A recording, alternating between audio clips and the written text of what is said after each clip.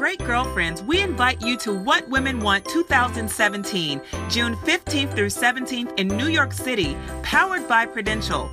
The 2017 What Women Want Conference is all about uniting women from around the world in one weekend with power talks, workshops, dance breaks, beauty and wellness tips, and authentic connectivity that will inspire you to return home ignited to create change.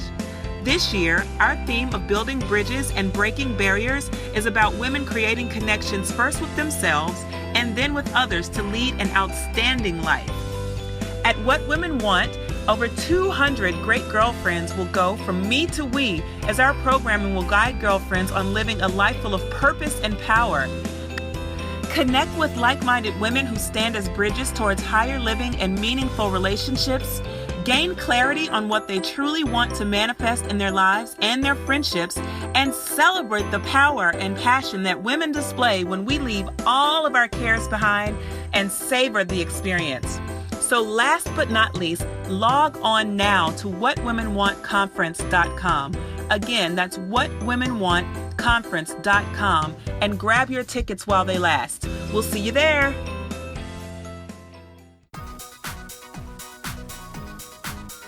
Welcome to the Great Girlfriends podcast, where we discuss life, love, laughter, and everything in between. I am your host, Brandis Daniel. I'm your co-host, Sibylla Muti. And we have a third great girlfriend on the line. Hi, I'm Shareena Casterline. Shareena! Round of applause to Shareena. How are you, Shareena? I'm really good. Yeah. Yes? Feeling great? I'm feeling great. Today's it's been a cold day here in New York, but it's been good and busy already, so it's nice. Good. Nice. So, Shareena, I have such a funny story. I think I told you this. Okay. But Sybil was like, okay, Brandis, was it People Magazine? People Magazine. I read this People Magazine. I circled this girl. She has to be on the podcast. I was like, what? Do you know her, Sybil? No, I don't know her. But I saw her in there, and she has to be on the podcast. She has to be on the podcast. I'm like randomly, okay, so I had extra miles, the airline miles, and they're like, you got to do something with them or you're going to lose them. So I'm like, well, just give me some magazines. I'm not even a People reader, but I love People. Let me just take that back. Now I am, but I ordered People. I ordered like another essence for somebody else, and I ordered something else. My first People came, and it was the issue that you were in. And so I'm sitting there, and actually the funny thing is my son was the one that was like fake flipping, and I grabbed People because it's not kid appropriate. Yeah. You know, he's now 8, but he was 7 at the time. After I grabbed it from him, it landed on like, what was the story? Entrepreneurs, like kick butt entrepreneurs or something like that. My story, that story is actually separate from mine, but they were highlighting actually like influential women. Influential women, that's what it was. Yeah. Yes. And so my story was just like snuck in there, and I was like, cool, thank you, People. Well, it was one of the ones that it landed on. I was like, this is an interesting story. This woman started with, what some people would consider a very small investment into building out a dream business that is now flourishing, and I was just excited about it. I got really hype. I'm sorry, Shareena. She did. I got hype. I was like, we got to get her. We got to find her. And I think I emailed you randomly, and I was like, assistant is going to email me back. And you actually emailed me back. Yeah, I'm still like really new. So I only like hired a person like that, and I had no idea like the traction that the magazine was going to bring. And I had no idea that they were going to give me a whole page either. I really thought it was only going to be this small little blurb. So I was just like, oh, it's fine. Like, I'll get like an extra 200 orders. And so I was just like living my life. And I got so many emails. It was hard for me to keep up. But you caught me on like the beginning of it all. Perfect. And my phone was in like my pocket from my apron. And I looked down, and it's something podcast. And I was like, ooh la. I love this. And then I finally had to get someone because it was taking so much time up from me baking, and so I was like, I can't be looking at emails right now. And so I a lot of time I answer my own emails. I love it. That's so personable. I love it. Simple girl. I love it.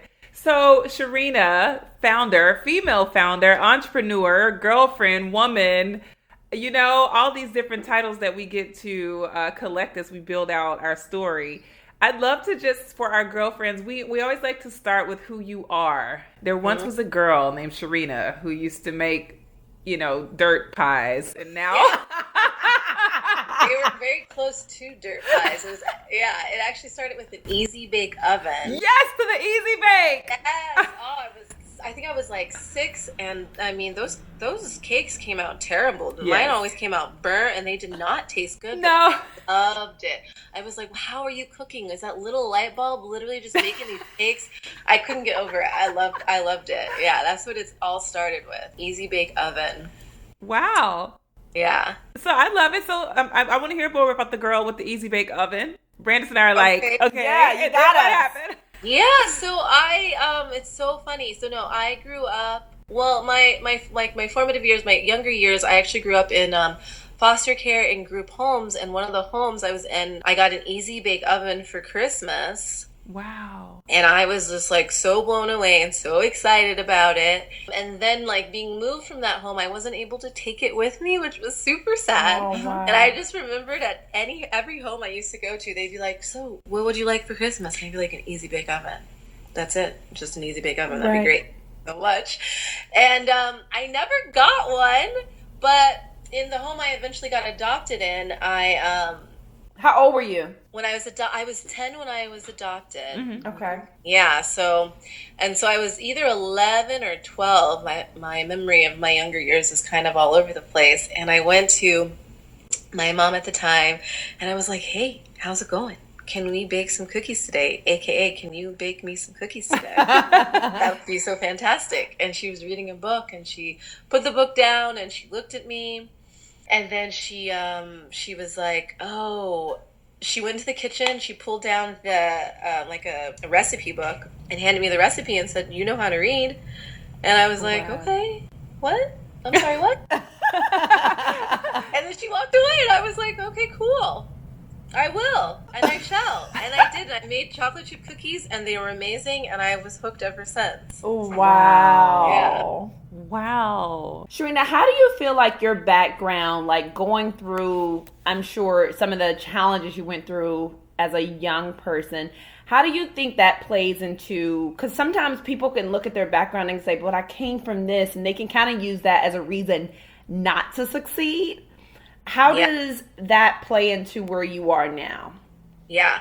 Well, I think that actually hindered me for a lot of my 20s, where I was using like these old like survival skills to survive still as an adult, and they were from my childhood, and they were no longer serving me, but I was so stuck in the fear. And there was a point where like me saying no and not trying new things and staying away from like new people, like that was like a survival skill, and it worked for me, but then it played no part in my like adult life. Mm-hmm. And so to terms with like, okay, some bad things happen, but guess what? Bad things are going to continuously happen. That doesn't necessarily like that. There's nothing you can do to stop certain things from happening in life. Like, and you shouldn't try to control that. But what you can do is you can like look at yourself and figure out like what you need to do to move forward, or use like there's absolutely, I mean, I don't think there's really anything that I could go through right now that that's going to like stop me from moving forward, because I mean, I went through some stuff very young, and it was very hard and challenging, and that like really shaped me and made me very, very strong and resilient. And so because of that resilience, I know that I can push forward. And the fact that I've already like, some people like close the door in their past, and they're like, let's put it in a little box, let's put a bow on top of it, and just stick it somewhere under the bed, and that it can just live there forever, and that's fantastic. And I tried to be that person, but I like to know myself. I like to know what makes me tick, and I want to know all of the things, like why is certain things making me angry? Like, why do I want to rip that person's head off right now? Right. There's always a reason. And so I decided, okay, let's open the box and let's just have a look inside. And so I did that, and I think that that's really what made me like be able to push forward and not let my past hold me back, because like looking back, like my little 4-year-old self was like the most resilient and so strong, like getting through so much and like so much hurt and things. And I'm like, okay, if that little girl can do it, I can definitely do it as an adult. Like, I could definitely, like, I can't just like stop short. Like, no, there's more. There's more left. Yeah, absolutely. Oh, I love that. That just gave me chills. I know. So from there, did you migrate to college from there, or what was your journey like from 12 forward? You know. Yeah, so from there, I baked as much as I possibly could. My adoptive dad had his own catering company, and he would hire me to bake for him. Wow. Which was sweet. So I say he was probably like my first like influence of baking, and then from there, I actually went into film. I don't know why. I had this obsession with wanting to be like a movie director. I love detail, and so I was like, oh, I'll be a movie director. One, I get to be the boss, and I get to do all of the details, and it'll be great. For some reason, I'm not technically minded in that way. Like, I was like, what would make me so happy? Like, I hate this. I hate getting up and going to class. I hate not being good at it. And I don't know what it made me. I was just like, oh, duh, food. I should bake. So I enrolled in, I like didn't even finish. I was so close to finishing my film degree, and I was like, no, I can't possibly. I don't want to. It makes me so unhappy. And so I did culinary. I moved into culinary from there. Wow. What culinary school did you go to? I went to the Art Institute in Colorado. Nice. Yeah. Very nice. Now, how did everyone take that move? Actually, very well. Everyone around me was like, oh yeah, that makes sense. Already, I don't understand. Duh. And I was like, oh, well, thank you for telling me. Wow. And so wait, where is most of your family based? In Colorado. So then you decide that you're going to be this New York City girl. Yeah, I had always wanted to be, like, I always felt like I should be in a city. I always thought I was kind of like a city girl. I don't know why. And so it took a few years for me to, like, really get, like, comfortable with myself and figure out, like, what I wanted and if I could do it. And if I was, like, brave enough to just move up and move to a different city without, like, a support group. And then I realized that I had like uniquely positioned myself with the most amazing friends and people in Colorado that I could go to New York, I could probably fall on my face, and one of them would come and pick me up if I needed. Or somebody would be like, okay, you're fine. Keep moving. So I did it. I took a birthday trip when I was turning 27. To New York with a girlfriend, and I just fell in love with it. It was in the fall when New York is the most glorious. I was just like, it was, everything was singing. It was like everything was like, and this is where I belong. And my friend was like, are you sure? It's so dirty here. And I was like, dirty? Where do you see dirt? I see nothing. Glory. And she was like, okay. And so that was in the fall, and then that next summer, I moved to New York. Wow. And how long have you been here now? I've been here 2.5 years. Wow. So far, so good, right? So far, so good. I hated it when I first moved here. I was like, it's so dirty. You saw the dirt. I was like, it smells, it's dirty, there's people everywhere, they don't smile. They don't smile at you.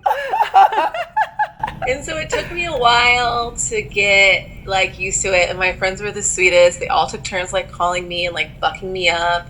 And then finally, I'd say probably about 8 months of being here, I was like, okay, why are we here? What are we doing?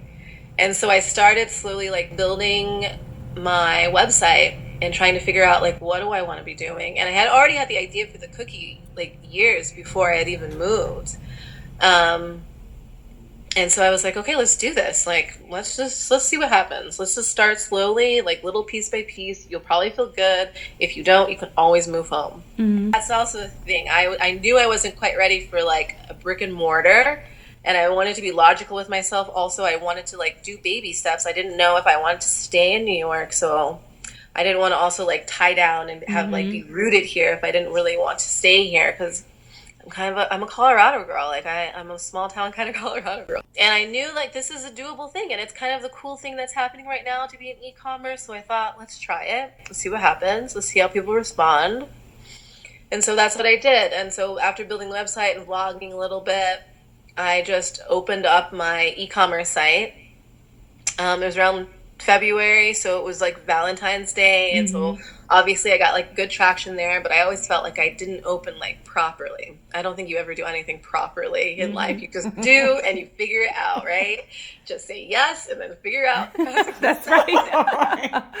And so that's basically what I did. But then I started feeling unhappy again, and like I know I'm not doing enough. Like I'm not getting enough business, but I also know that it's not time to quit yet.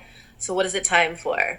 And I was like, ooh, do I need to quit my job? I don't want to. I'm too scared. And I was like, I know I'm not making enough money with my cookies, but at the same time, like, which comes first? And so I'm like reading books. I'm trying to figure out what everybody does. And I was like, nobody teeters. Like, you can't have one foot over here in your backup plan, kind of, and you can't have another foot over here in your new dream. And so I was like, okay, I'll just do it. I'll cut the cord. And I can always come back. Like, there's restaurants galore, or there's so many different things you can do if this doesn't work out.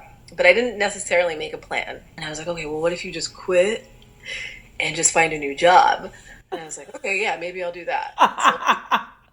So I put in my 2 weeks. And then during the 2 weeks, I was like, I don't want to find a new job. Technically, I already have a job. I'm creating it. Why am I going to go find a different job? And so... But this is what we do. This is what I love. This is so honest. It's so honest. So the day I put my 2 weeks in was a Tuesday, and two of my regulars came in, and I was like, hey guys, where have you been? Good news, I'm quitting. And they're like, what? No, we love you. And I was like, I know, great. So be sure to come in the next 2 weeks if you want to see me. Like, AKA, be sure to come in and leave me a very big tip. Yes. I need it. Thank you so. And I was talking to one of them, and he was like, well, what are you going to do? And I was like, well, I started this business, and I just want to try to give it my all. And he was like, wow, tell me about it. And I did. He's like, wow, you seem really passionate about it. And I was like, I'm pretty passionate about it, yeah. And he's like, okay, listen. He's like, I have this production company. We're doing this series called American Doers, and I think you'd be perfect for it. And I was like, oh, I don't think so. I really don't want to be filmed. I don't enjoy it. I'm really, like, weird about it. And he's like, you're going to be great. He's like, listen, I'm going to send you some information, and then we'll go from there. And so, like, I wrestled around with it. I talked to some of my girlfriends, and I was like, and they're like, yes. The only answer is yes. And I was like, I don't know. But then I did. I, like, sat with myself, and I was like, this is why you're here, is to say yes and to try new things and to push. Yeah. And so from there, I said yes to that. And it's been a whirlwind. And then from there, People Magazine got involved in the project. And then they were like, hey, this is kind of a cool story. Like, tell us more. And I was like, why? I literally, they're like, hey. Literally what you told me. Oh my God. They're like, we want to do a feature on you. And I was like, why? They're like, because we think your story is kind of interesting. And I was like, oh, okay, sure. And that's it. That's it. And that's it. That's it. And you had no idea where the story was going to run, how big the story was going to be. I had no idea. I thought I was going to get like a tiny little square that you get with like a little like, hey, here's Shareena. She does this. Like nothing's not huge. And then all of a sudden it's a page, and everything came out in November. So everything was like leading up to it. Like I was doing like fairs in the summertime and just like knocking on doors being like, hi, I have these cookies. Do you want to try them? And like getting a little bit of breadcrumbs here and there, but like still being really excited. And then all of a sudden, like it just all like happened. It didn't like just happen. It was like a slow grow, but I had no idea that People Magazine issue was going to be like, so much. I never received so many emails in my life. It was super cool, overwhelming at the same time, because then I was like, all these people are believing in me, and I don't want to let them down. Right. Did you imagine that it would be more than what you started out to accomplish? Like, did you think you would have this little bakehouse, that just kind of did what it does, that you could actually do all the labor around? The look in your eyes. Or did you imagine that it would grow into what would may be considered a cookie movement at some points? You know what I mean? Yeah, no. Honestly, no. My goal was this. It was like, I don't really enjoy working for other people. Okay. I really can't bartend forever because I'm getting over it.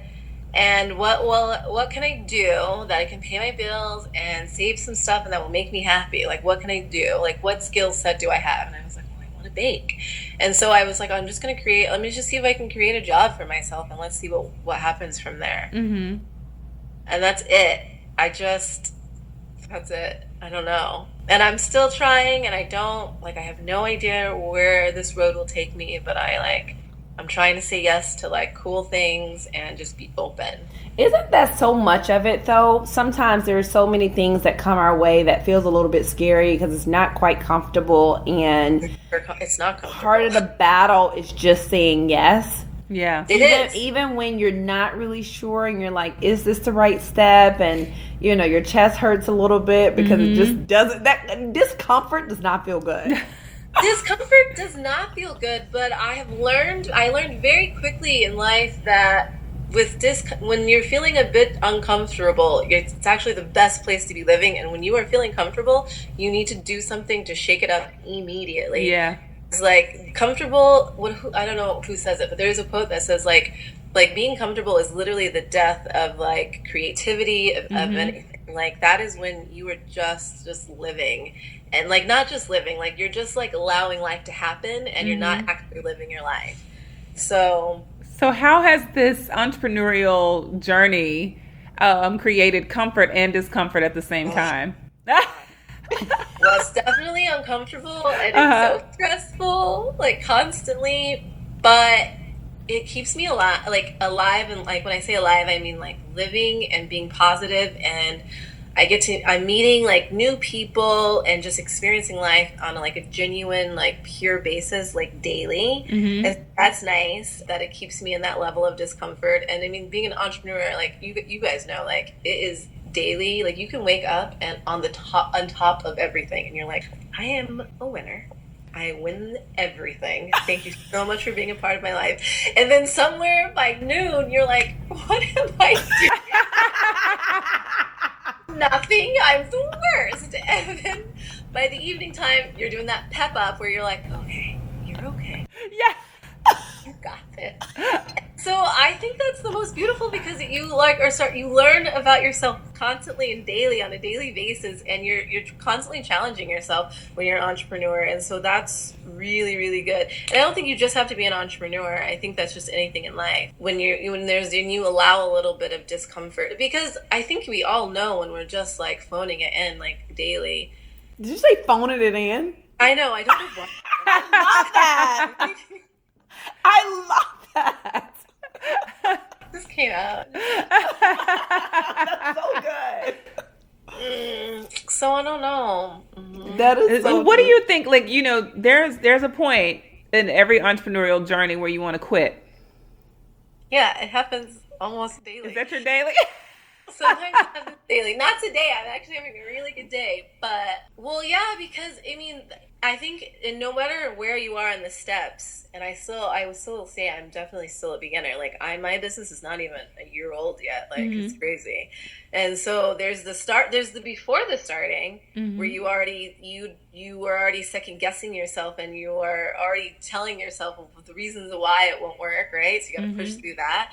And then you actually start, and then you're like, oh, I don't know, it's not good enough.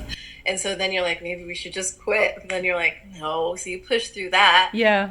Then you actually get started, but it's not happening as quickly as you would like it to. So then you think that that's a whole other form of rejection. Well, really, you just got to keep chugging along. Yeah. And then you take off, and then people are kind of enjoying what you're putting out there. But then there's just these select few that are like, I don't understand. I don't get it. And then you're like, and they happen to be close to you sometimes. Yeah, My own brother, I love him dearly, but he's like, I don't like nuts. I don't understand why your cookie is made of nuts. And I'm like, yeah, me neither. Why is it? Should it not be? But then it's like, I don't know. I like it. It's unique. This is the cookie. But no, yeah, sometimes it's daily, but you have to be like your own best friend. And like I like have words of encouragement around me like constantly. Like I write little notes if I see anything. If I hear somebody says, I like write it down. Like I need it. Like my Instagram is full of quotes, and people are like, this is so inspirational to me. And I'm like, I like you so much and thank you for saying that, but this has absolutely nothing to do with you. Like this is what I needed today. Yeah. But I love that. Okay, so tell our girlfriends where they can purchase, where they can share, where they can become part of this bakehouse movement. you can follow me on Instagram, which is my favorite place for you to follow me. And that's Madison Street ST Bakes. And then I'm also on Twitter, same handle, Madison Street ST Bakes. And then or I'm on Facebook as well. I'm everywhere. Good. That's awesome. On Facebook, it's Madison Street Bakehouse. And yeah, so yeah. I love it. I'm so excited. I think your story is so great because you didn't let anything stop you, and people think you have to have a lot of money or you have to have a lot of this, or people need to already know who you are. And it was like once you made the decision, then all of these things started to happen. You know, had you never quit your job or put in your 2-week notice, I'm sure you and that guy would have never had that conversation, which led to It's really, I think that money should never be a factor, actually. Like I'm the biggest person to worry about money.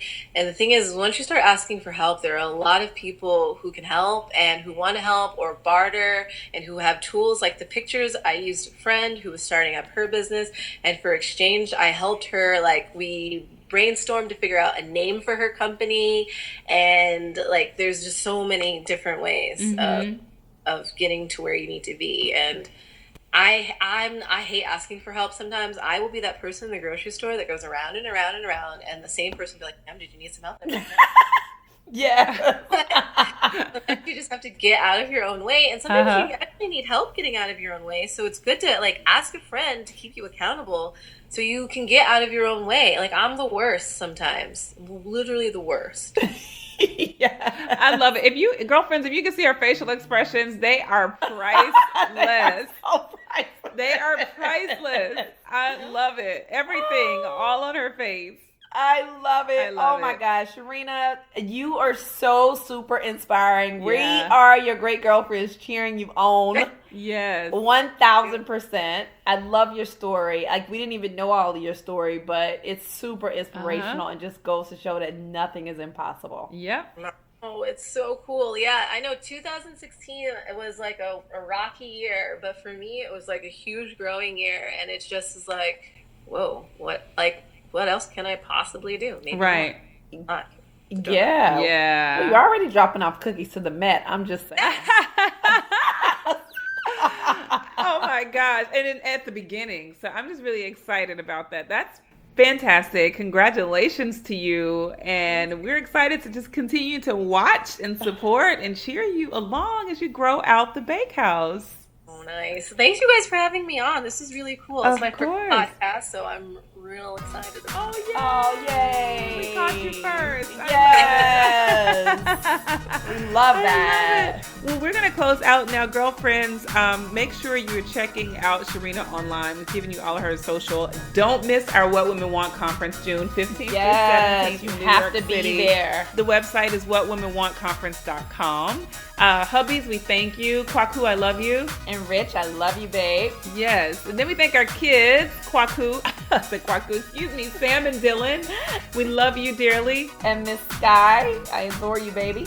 Yes. And we thank all of our girlfriends. Thank you so much, girlfriends around the world, for trusting us as your go-to source for everything life, love, and laughter. Make sure you listen each week on iTunes, Podcast Republic, Podcast Bean, Stitcher, Blueberry, and every other podcasting service. Absolutely. And check us out on our social media. You can check us out on Instagram. The Great Girlfriends. On Twitter. _Great_. Great GFS, on Facebook. The Great Girlfriends. And please join our Facebook group. We're like 16,000 plus strong. You guys help us meet our goal. Our goal for this year is to be at 27,000 Awesome. by the end of the year. We can do it. So we can do that, right, Shareena? We got this. We got this. Yes. I'm Make gonna sure go you join right now. Yes. make sure you post your questions online. You share with your friends. Keep listening and keep being a great girlfriend. I'm Sybil. I'm Brandis. Me? Oh, I'm Shareena. It's okay. And we're signing off. Peace.